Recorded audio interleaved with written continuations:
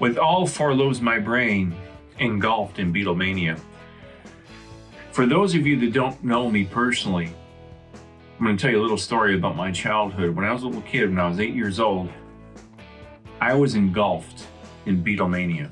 And these four guys were my idols. They were my heroes. They were what I looked up to. They were what I cherished. They were what I modeled myself after. And they were what I dreamed of. I was totally immersed in their music and their personalities and their philosophies and their senses of humor.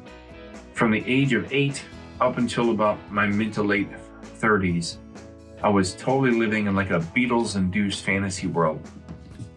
And what I wanted to do today is to invite you into what was once my Beatle-induced fantasy world. And I'm going to do that by showing you some of the collection that I still have remaining. Here is the record collection that I have amassed over the years.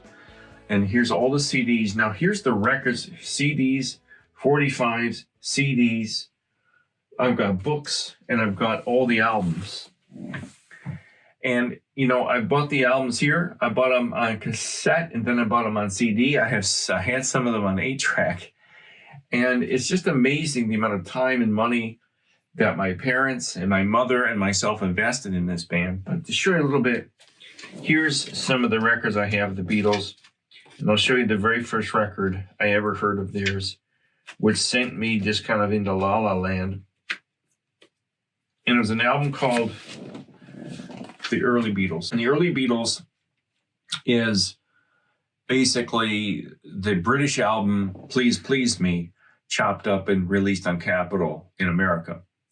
And this has songs on like Love Me Do, Twist and Shout, Anna, Chains, Boys, Ask Me Why, Please Please Me, and so on. But I remember when I heard this album for the first time, I didn't know what to make of it. I had no clue what to make of it because prior to this, I had never heard Love Me Do, or Please Please Me, or Twist and Shout, or Baby It's You, or Taste of Honey, or Do You Want to Know a Secret. I'd never heard any of these songs before. I'd only heard like She Loves You. I had heard, I Saw Her Standing There, the classic traditional hits that they had in 63 and 64. But I'd never heard this. And I remember sitting in my bed listening to this record, not really knowing what to make of it as a little kid. And I remember hearing Love Me Do and going, I didn't really like it. But I forced myself to like it. Over time, I would play this record over and over and over and over again until I guess I trained myself to like this song. Got a Hard Day's Night. This is one of the original. This would be worth like $125, but my friend who I wanted to get it from, he drew a mustache on Paul McCartney. I have 3 copies of this. I have 3 copies of Introducing the Beatles. Now, this is the one that I think is worth about $75. And the Beatles had a huge impact on my life. I mean, they're the reason why I play the guitar. You know, they're the reason why I have written 150 songs and released 5 CDs of original music. They're the reason why I have this room and I'm on the internet. They influenced my life completely and totally.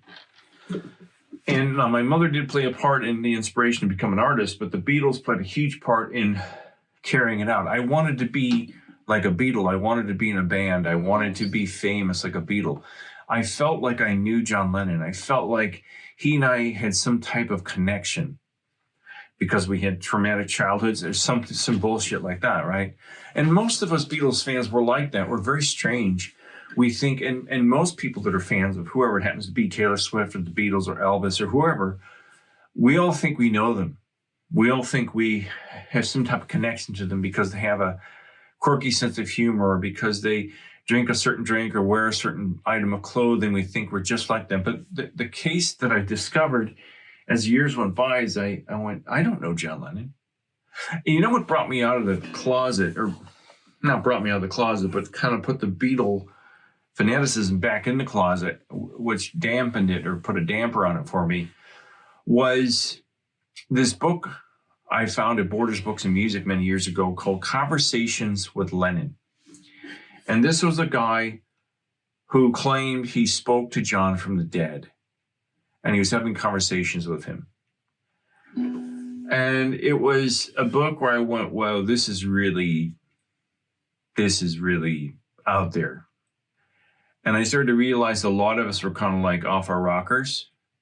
And some of us are. I was one of those people who's completely obsessed to a fault with the Beatles.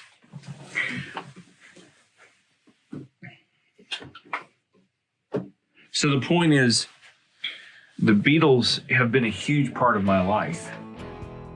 And they're a huge influence. They're the reason why I do all this.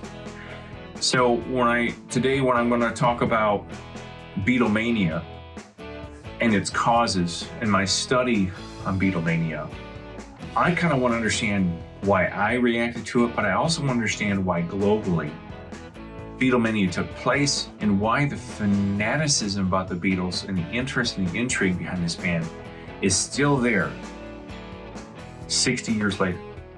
I really want to know why, because it's odd. It's very odd.